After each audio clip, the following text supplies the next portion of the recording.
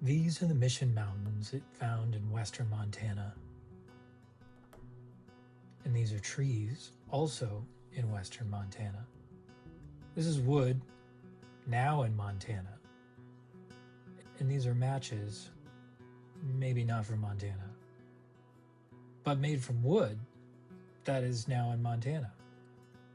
And this is an eraser, also made from wood. A simplified time machine to backtrack your steps and start over. Why is any of this relevant? Well, a couple of months ago, I picked up this Claro Walnut with burl, and I needed a base for it. The idea was I wanted to really have a harsh contrast from the live edge to a concrete foundation while incorporating in some walnut to tie it all together. So I got to work putting this little thing together, which is a concrete encased walnut base. And needless to say, once I slapped the slab on top, I realized it was an absolute no-go. Sadly, life does not have an eraser. Yet pencils do. So I popped up to the office and took another swing at reimagining this base system. Now, I'm no master carpenter like George Nakashima, nor am I any professional designer. However, I did watch a lot of Project Runway, and Tim Gunn forever lives rent-free in my head, just saying, make it work. So I do what I can. Now, I'm not that skilled of an artist. I struggle with straight lines, struggle with curved lines, more lines. This is how I end up doodling and designing what it is that's in my head on a paper. Multiple lines overlapping each other. And this is why I love erasers. Because then I can go back and delete out all of the mistakes, rendering the shadows more or less the contrast of the overall design.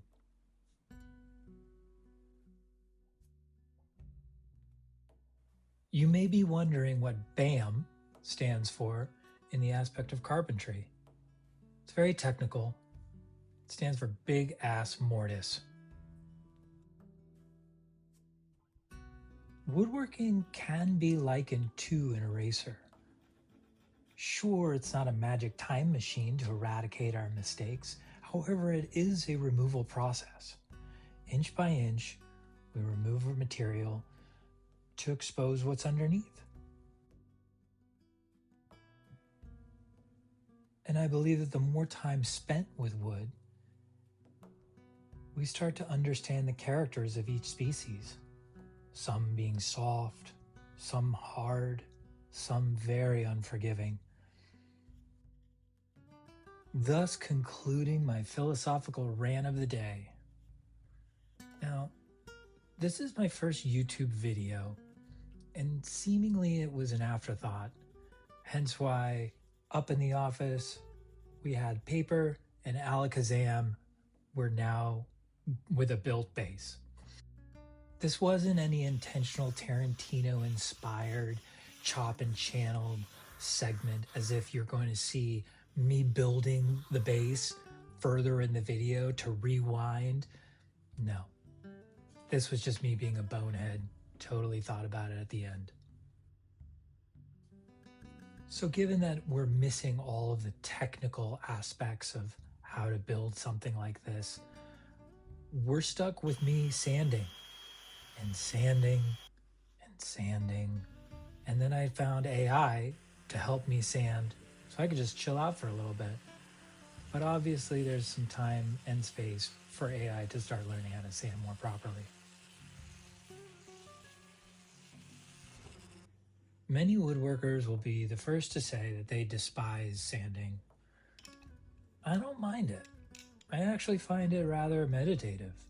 Throw on some tunes, find my rhythm and sway. I don't know, there's something awfully satisfying with bringing that final polish to a raw canvas after meticulously sculpting it. On the other hand, if you've ever had to sand an end grain cutting board, I think you'd agree that there's far better uses of time. So I think I'm kind of with them a little bit on, at times, sanding can feel rather mundane.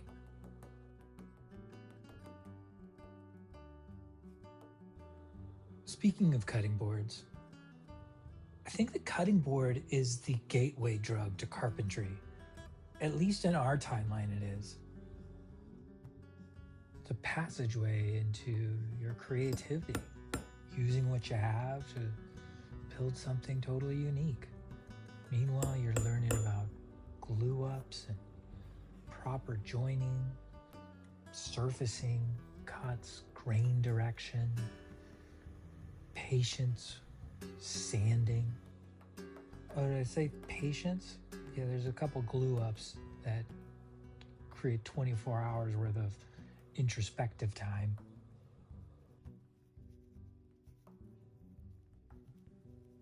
Sanding. I think I'd take sanding over finishing. Although there isn't anything much more rewarding than seeing that real luster come to life and seeing all that hard work pay off as the piece comes alive. Finishing was always rather intimidating to me. That was until I started to really understand the art form of it, I guess you'd say. And I don't mean that to sound anything poetic.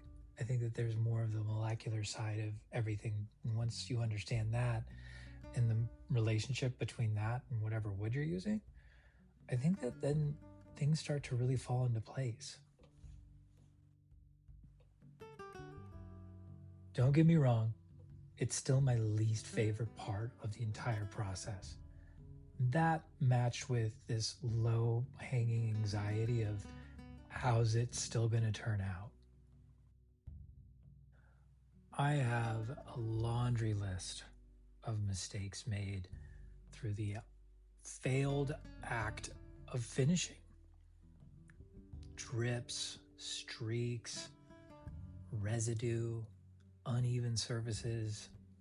I mean, talk about really getting humbled quick when you look at that final product and think to yourself, man, if I could only go back in time and do that differently.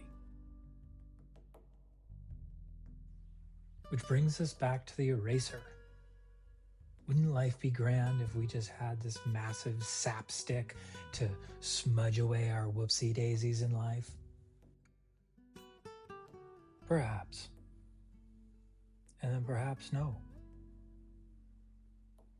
Isn't our mistakes just experience? Honing us to better understand the task at hand. Practice.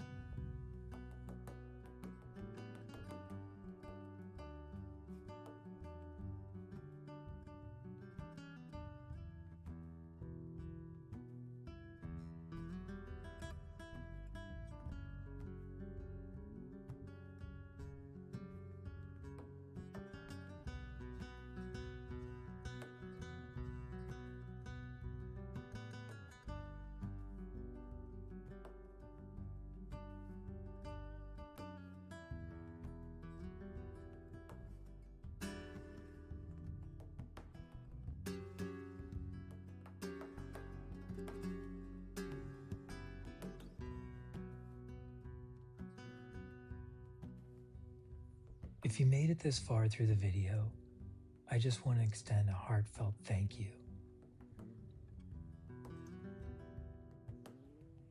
If you enjoyed it, let me know in the comments. And if you didn't enjoy it, definitely let me know in the comments. Until next time, be well.